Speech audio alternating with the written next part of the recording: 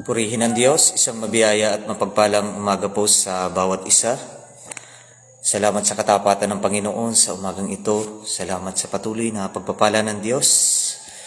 Ang Diyos natin ay napagkabuti, ang Diyos natin ay tapat at dakila. Salamat sa patuloy na pribilehyo na binigay ng Panginoon sa umagang ito upang patuloy siyang maitaas, maparangalan. Muli sa umaga pong ito, ako po si Brother Romulo Flores, galing po dito sa isla ng Marinduque Distrito. Pinagpala po ng Diyos ang bawat buhay ng kanyang mga anak na patuloy na sa kanya'y nagtitiwala. Salamat sa buhay at kalakasan na pinagkakaloob ng Diyos. Tayo po ay patuloy na sasamba sa Espiritu at katotohanan sa umagang ito. Kaya ang bawat isa po ay binabati ko ng mapagpalang umaga. Bago po ang lahat, tayo po ay patuloy na aawit sa Panginoon. Good morning po sa bawat isa. Tayo po muna ay magbigay ng papuri, pagsamba sa ating Panginoon. Sa umagang ito, umawit po tayo sa Panginoon. Hallelujah, na kahit na may mga pagsubok tayong pinagdaraanan, ang Diyos ay patuloy na tapat sa ating mga buhay. Hallelujah, hallelujah. Tayo po ay umawit sa ating Panginoon. Hallelujah, hallelujah. Hallelujah. Maghari ka, O Diyos, sa aking buhay. Takbo ng isip ko'y baguhin niyo, upang maging ganap ang kalooban niyo. Sa buhay na hiram sa iyo. Hallelujah. Maghari ka, O Diyos, sa aking buhay. Takbo ng isip ko'y baguhin niyo, upang maging ganap ang kalooban niyo. Sa buhay na hiram sa iyo, maghari ka, O Diyos, maghari ka, Jesus. Ang puso ko't kaluluwa ay alay sa iyo. Sa pag-ibig niyo't biyaya ay naligtas ako. Maghari ka, O Diyos, maghari ka sa buhay ko. Isa pa po natin awitin mula sa umpisa. Maghari ka, O Diyos, sa aking buhay. Takbo ng isip ko'y baguhin niyo, upang maging ganap ang kalooban niyo. Sa buhay na hiram sa iyo, maghari ka, O Diyos, maghari ka, Jesus. Ang puso ko't kaluluwa ay alay sa iyo. Sa pag-ibig niyo't biyaya ay naligtas ako. Maghari ka, O Diyos, maghari ka sa puso ko. Maghari ka, O Diyos, maghari ka, O Diyos, maghari ka, Jesus. Ang puso ko't kaluluwa ay alay sa iyo. Sa pag-ibig niyo't biyaya ay naligtas ako. Maghari ka, O Diyos, maghari ka sa puso ko. Maghari ka, O Diyos, maghari ka, Jesus. Ang puso ko't kaluluwa ay alay sa iyo. Sa pag-ibig niyo't biyaya ay naligtas ako. Maghari ka, O Diyos, Maghari ka sa buhay ko. Maghari ka, O Diyos. Maghari ka sa buhay ko. Maghari ka, O Diyos. Maghari ka sa buhay ko. Hallelujah. Hallelujah. Hallelujah. Patuloy niyo nga po, Panginoon, na pagharian ang aming mga buhay, ang aming mga puso, ang aming kaisipan, Panginoon. Sa umaga pong ito, patuloy kayo, Panginoon, ng makita sa aming mga buhay, Panginoon. Sa bawat panahon, bawat oras, pagkakataon ng aming mga buhay, Panginoon, kayo yung Diyos sa kumilos, manguna at sumama sa aming mga buhay. Sa umaga pong ito, Panginoon, sa pangalan po ng Panginoong Hesus, O Lord God, hallelujah. Patuloy po kami nagpapakumbaba, umaamin sa aming mga sarili na kami ay nagkasala, Panginoon. Nakaisip po kami, nakapagsalita ng mga bagay na nakapagdulot ng karumihan sa aming mga buhay. Kaya naman aming Ama, aming Diyos, kami po humihingi ng kapatawaran, ng iyong paglilinis, paghuhugas, mula ulo hanggang talampakan ng iyong kabanal-banalang dugo at gawin pong marapat ang aming mga puso't buhay, ang buong pagkatao na makalapit, makadulog, makapagpasalamat sa inyong katapatan at patuloy na kadakilaan sa aming mga buhay. Sa umaga pong ito, aming Ama, aming Diyos, dalangin po namin ang malayong pagkilos ninyo, ang inyong pagsama, ang inyong pagunguna sa pag-aaral po ng Panginoon namin, ang iyong banal at mga pangyarihan salita, Lord God. Patuloy, Panginoon, na maihayag ang inyong mensahe, na patuloy kayong Diyos na naiitaas, Panginoon. Maihayag ang inyong mga mensahe na nandun ang pagsangkap ng inyong kapangyarihan, Panginoon. Patuloy, Panginoon, na magbigay hamon, kalakasang espiritual sa bawat isa, Panginoon, na makakapakinig ng inyong mga salita sa umagang ito sa pamamagitan ng FB Live na ito, Panginoon. Sa inyo ko po ipinagkakatiwala, Panginoon, ang umagang ito, Panginoon. Kung wala kayo, Panginoon, walang halaga, Lord God, ang gagawin po namin sa umagang ito. Walang halaga ang mga salitang lalabas sa aking mga bibig kung hindi niyo po ako sasamahan at pangungunahan, Panginoon. Kaya naman aming Ama, aming Diyos, kumilos kayong malaya, masagana sa bawat buhay ng aking mga kapatid sa umaga pong ito. Lord God, tulungan niyo po ako maipaliwanag ang inyong mga salita upang sa gayon, Panginoon, maunawaan ito, Panginoon, ng aking mga kapatid sa umagang ito. Salamat sa inyong katapatan, salamat sa patuloy na pagpapala ninyo, aming Ama, aming Diyos. Angkin ko po, Panginoon, ng tagumpay, angkin po namin ang tagumpay sa umaga pong ito. Purihin nga po kayo, dakilain nga po kayo, aming Ama, sa pangalan ng Panginoong Hesus. Amen at amen at amen. Muli, isang mabiyaya at mapagpalang umaga po sa bawat isa.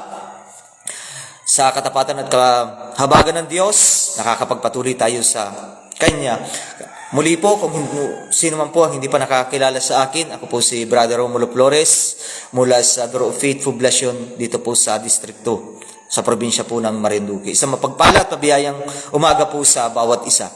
Sa umaga pong ito, tayo po ay dadako sa pag-aaral ng kanyang banal at makapangyarihan salita. Kung kayo po ay may banal na kasulatan, mga kapatid, makipagbukas po kayo sa akin sa aklat po ng Mateo chapter 24 verse 37 hanggang 39. Muli ko pong uulitin sa aklat po ng Mateo chapter 24 verse 37 up to 39. Ang sabi po dito sa 37, ang pagdating ng anak ng tao ay tulad noong panahon ni Noe. Nang mga araw na iyon, bago pumaha, ang mga tao ay nagsisikain, nagiinuman, nagsisipag-asawa hanggang sa araw na pumasok si Noe sa barko. Hindi nila namamalayan ang nangyayari hanggang dumating ang baha at tinangay silang lahat. Gayun din ang mangyayari sa pagdating ng anak ng tao. Sa panahong iyon, may dalawang lalaki, diretso na po natin mga kapatid, dalawang lalaki nagtatrabaho sa bukid, kukunin ng isa, iiwan ng ikalawa. May dalawang babaeng nagtatrabaho sa gilingan, kukunin ng isa at iiwan ng ikalawa. Kaya't maging handa kayo dahil hindi ninyo alam kung kailan darating ang inyong Panginoon. Unawain ninyo ito. Kung alam ng may-ari ng bahay kung anong oras sa gabi darating ang magnanakaw, siya'y maghahanda at hindi niya pababayaan pasukin ang kanyang bahay. 41. Kaya't lagi kayong maging handa sapagkat darating ang anak ng tao sa oras na hindi ninyo inaasahan. Base po dito sa ating binasa sa aklat po ni Apostol Mateo chapter 24, sabi po rito, ngunit tungkol sa mga oras at araw na iyon, ay walang nakakaalam. Kahit ang mga anghel sa langit, maging anak ng tao, ang Ama lamang na nakakaalam nito. Yung pagdating daw po ng Panginoon ay katulad. Ang pagdating ng anak ng tao, ng Panginoon ay tulad ng panahon ni Noe, na ang mga araw na iyon bago bumaha, ang mga tao ay nagsisikain, nagiinuman at nagsisipag-asawa hanggang sa araw na pumasok si Noe sa barko. So, tingnan po natin ano ba yung nangyayari ng panahon ni Noe sa Genesis. At dito po tayo magtutuon sa ating pag-aaralan sa umagang ito. Sa aklat po ng Genesis chapter 6, chapter 6 verse 5, ang sabi po rito sa aklat ng Genesis chapter 6 verse 5. At nakita ng Panginoon na mabigat ang kasamaan ng tao sa lupa, at ang buong haka ng mga pag-iisip ng kaniyang puso ay pawang masama labang na parati. Verse 6, at nagsisi ang Panginoon sa kaniyang nilalang, na kaniyang nilalang ang tao sa lupa, at nalumbay sa kaniyang puso. Verse 7, sinabi ng Panginoon, lilipulin ko na ang tao na aking nilalang sa ibabaw ng lupa. Ang tao at gayon din ang mga hayop, ang mga umuusad, ang mga ibon sa impapawid, sapagkat pinagsisisihan ko na aking nilalang sila. Datapot si Noe ay nakasumpong ng biyaya sa mata ng Panginoon. Verse 9, tuloy po natin hanggang verse 12. Ito ang manalanan ni Noe. Si Noe ay lalaking matuwid at sakdal noong kapanahunan niya. Si Noe ay lumakad na kasama ng Diyos. At nagkaanak si Noe ng 3 lalaki, si Sem, si Ham, at si Japet. At sumama ang lupa sa harapan ng Diyos, at ang lupa ay napuno ng karahasan.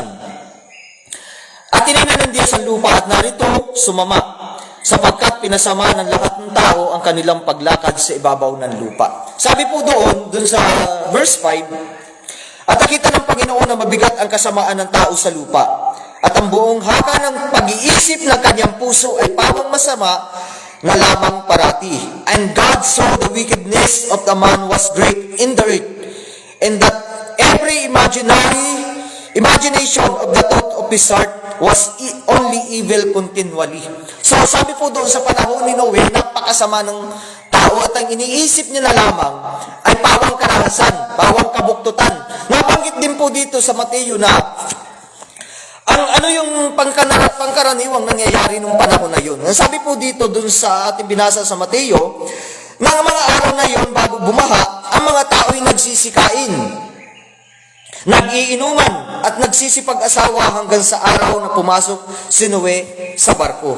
Sa panahon na yun, sa panahon ni Noe, talagang, at makikita po natin doon na daang taon siyang nangangaral ang salita ng Panginoon, ngunit tinatanggihan ng tao yung pangangaral, tinatanggihan ng tao yung salita ng Panginoon, tinatanggihan ng tao yung mensahe ng Diyos, yung babala ng Diyos para sa kanila.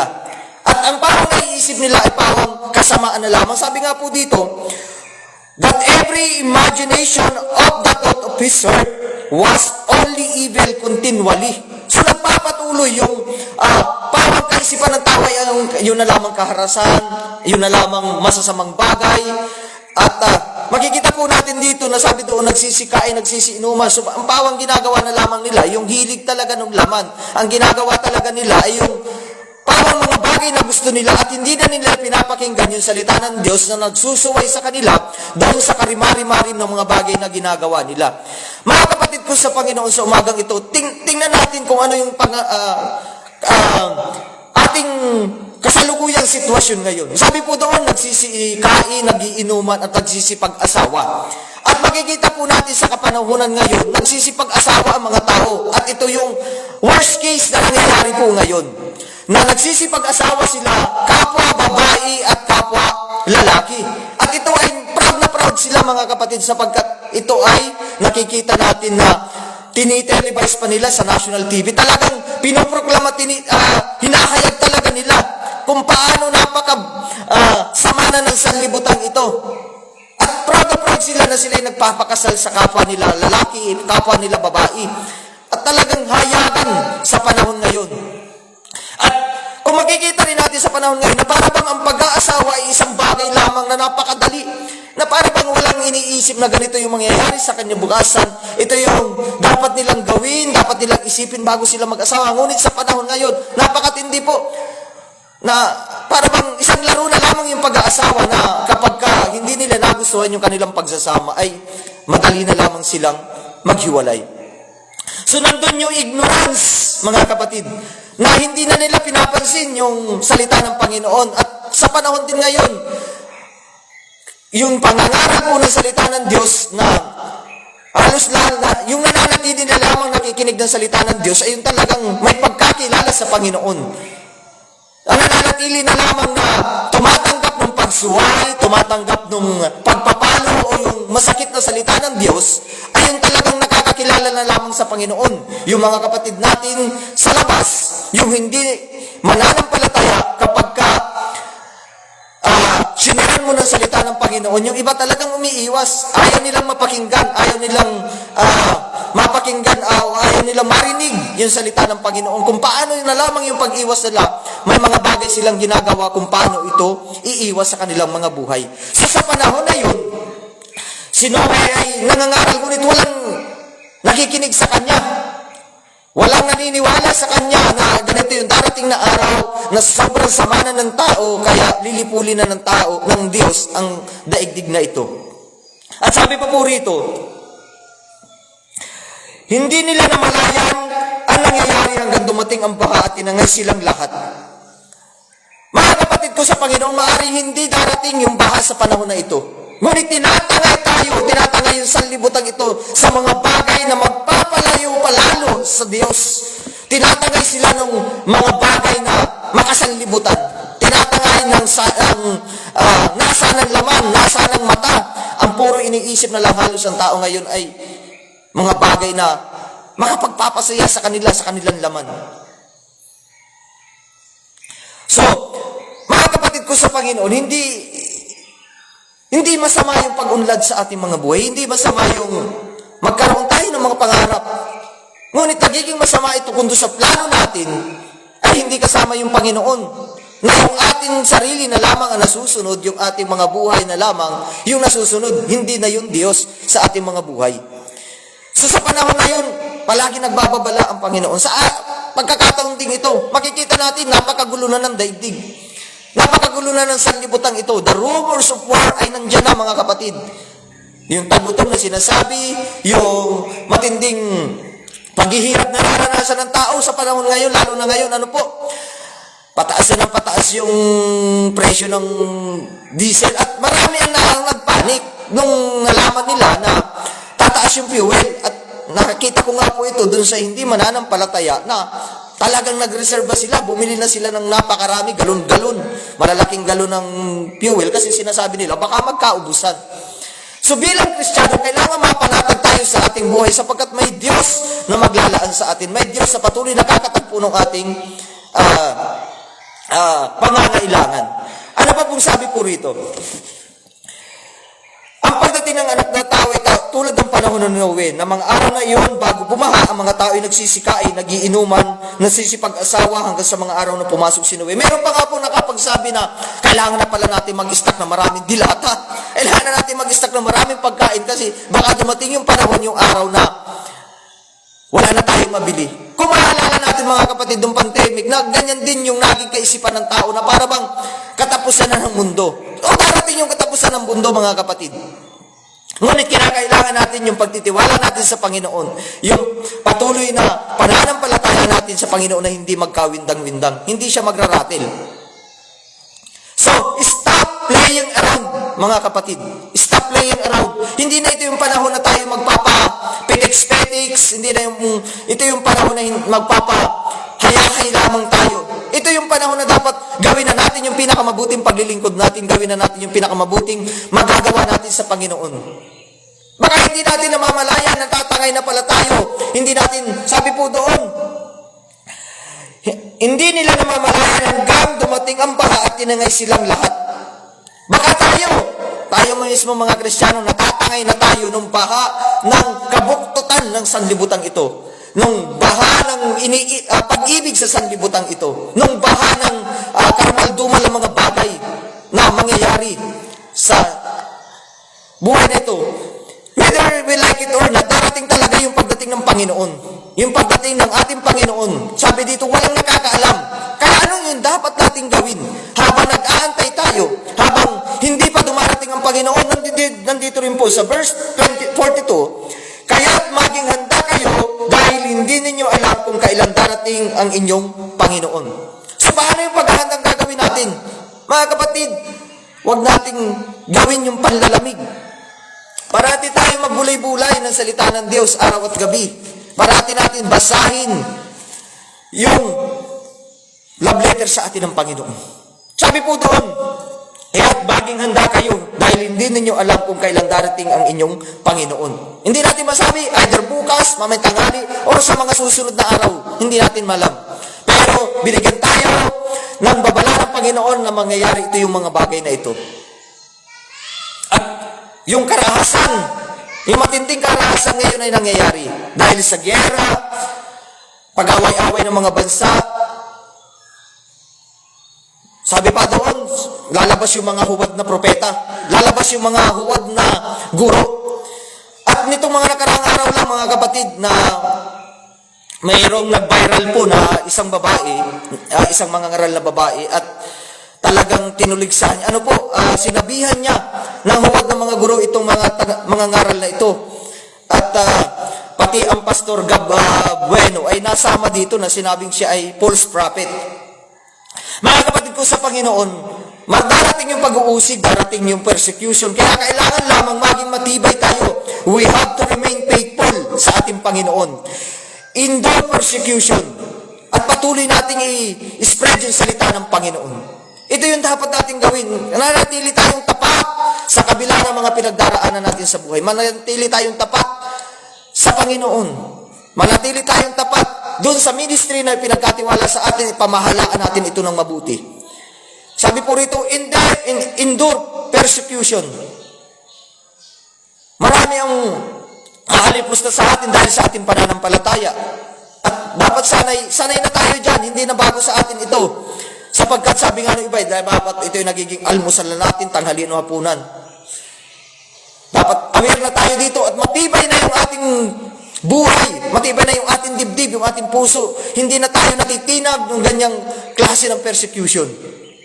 At ito yung pinakamaganda, spread the gospel. Patuloy natin ipamahagi yung salita ng Panginoon. Katulad ng ginagawa natin sa umagang ito, mga kapatid. Maaring marami ang makakapakinig dito at karamihan sa atin ay mga mananampalataya. Kaya ang pakiusap ko sa inyo, mga kapatid, i-share natin yung mga nakikita natin na mensahe o mga FB Live na ginagawa po natin para mas lalo pang mas marami yung makapakinig. Mas marami pa yung makapanood na maaring sa mga pamamagitan ng ganitong FB Live, sa pag-share po natin, marami ang mabago ang buhay.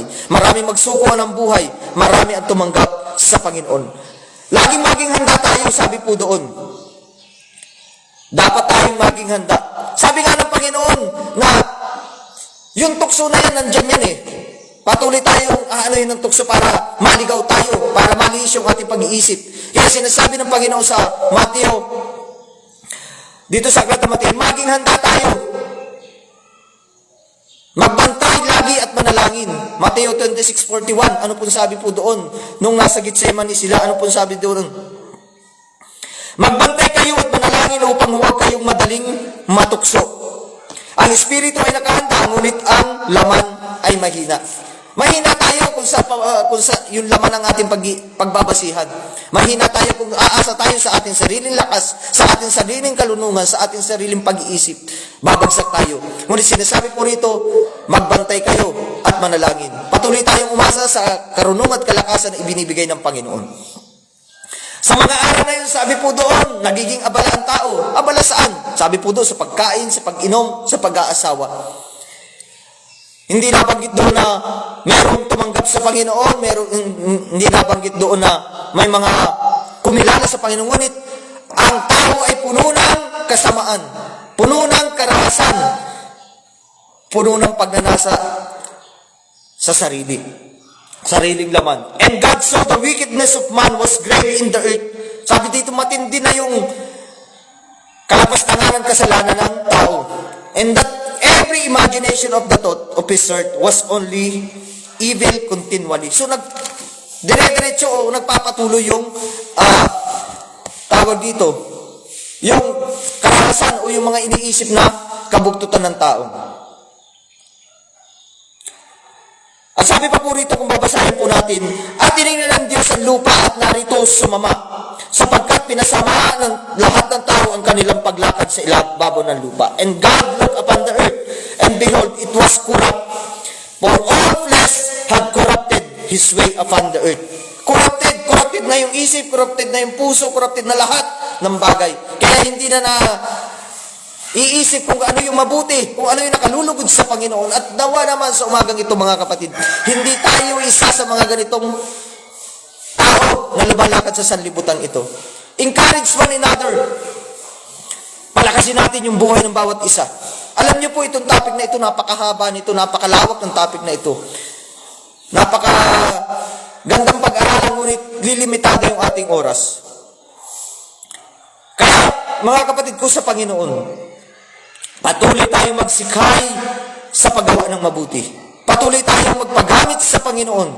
Ano man yung kalalagayan natin, ano man yung sitwasyon, ang Diyos ay nakakaalam. Ngunit, pinakamabuti nating gawin ay yung magpasakop tayo sa Panginoon. Patuloy tayong gumawa para sa lalawak ng gawain ng Panginoon. Tingnan natin at pagpapalaman po natin yung aklat ng 2 Timoteo chapter 3. Na sa mga huling araw, lalabas itong mga taong ito. Sa mga huling araw, at ang araw na yun ay malapit na. Ito na yung huling panahon natin mga kapatid. Ano po sabi rito sa aklat po ng 2 Timoteo chapter 3? Dapat mong malaman na sa mga huling araw ay darating ang panahon ng kaguluhan, sapagkat ang tao ay magiging maibigin sa salapi. Marami po ang nagnanasang yumaman sa mga panahon ito. Marami nagnanasang dumami yung kanilang pera, dumami yung kanilang ari-arian, dumami yung lahat ng kanilang tinatangkilik. Ngunit ang masama nito, wala yung Panginoon doon sa kanilang mga plano. Maibigin sa salapi, palalo, mapagsamantala. Napakarami pong scammer sa panahon na ito. Ito yung panahon na sinasabi na yung panahon ngayon, bago dumating ang Panginoon, ay katulad ng panahon ni Noe. At ito po yung nangyayari ngayon. Sumail sa magulang, na masyado matigas na po ang ulo ng bata po ngayon. Kahit mismong mga Kristiyano, kabataan natin ngayon, matitigas ang ulo. Ayaw pasupil, ayaw pasaway. Minsan ang sinusunod talaga nila ay yung kanilang kagustuhan. Palalo, mapagsamantala, suwail sa magulang, walang utang na loob at lapastangan sa Diyos. Minsan nga, ginagawa pang biro yung mga salita ng Diyos, ginagawa pang biro yung pangalan ng Diyos. Sabi po rito, lapastangan sa Diyos, sila'y magiging walang pagmamahal sa kapwa. Wala nang katutubong pag-ibig. Wala nang pagmamahal. Ano pa pong sabi po rito? Walang habag, mapanirang puri. Walang pagpipigil sa sarili, marahas at walang pagpapahalaga sa mabuti. Sila'y magiging taksil, padalos-dalos, mayayabang, maibigin sa kalayawan, sa halip na maibigin sa Diyos. Sila'y may anyo ng pagiging makadiyos, ngunit hindi naman nakikita ang kapangyarihan nito sa kanilang pamumuhay. Sinasabi nila, I am a religious person. Isa ako sa mga ginagamit sa simbahan. Pero hindi mo makikita sa kanilang pamumuhay. Hallelujah. Hallelujah, Jesus. Sabi po doon yung panahon na ito, malapit ang wakasan ng daigdig. Malapit ang bumalik ang Panginoon. Kaya mga kapatid, patuloy tayong maging handa. Patuloy tayong mga puyat, manalangin, maging handa tayo sa pagbabalik ng Panginoon. Maging handa tayo sa lahat ng oras at pagkakataon. Ano pa pong sabi rito? Kaya't lagi kayong maging handa sapagkat darating ang tao sa oras na hindi ninyo inaasahan. Every time, every seconds, every hour of our life, mga kapatid, gamitin natin ito para sa ikararangal. Gamitin natin yung oras natin, yung panahon natin para sa ikararangal ng pangalan ng Diyos. Para sa ikabubuti, ikatataas ang kanyang pangalan.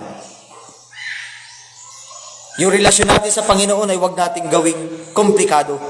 Yung relasyon natin sa Diyos ay kinakailangan genuine ito. Kailangan ito ay patuloy na makikitang mabuti. Hallelujah.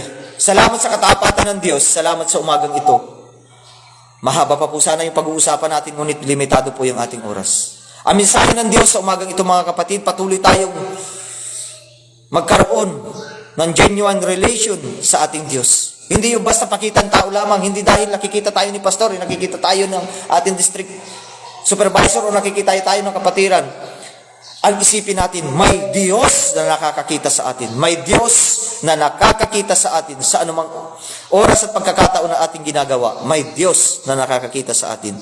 At pahalagan natin kung ano yung nakikita sa atin ng Diyos. Sa mga huling araw, sabi po doon, nagsisikain, nagsisiinuman.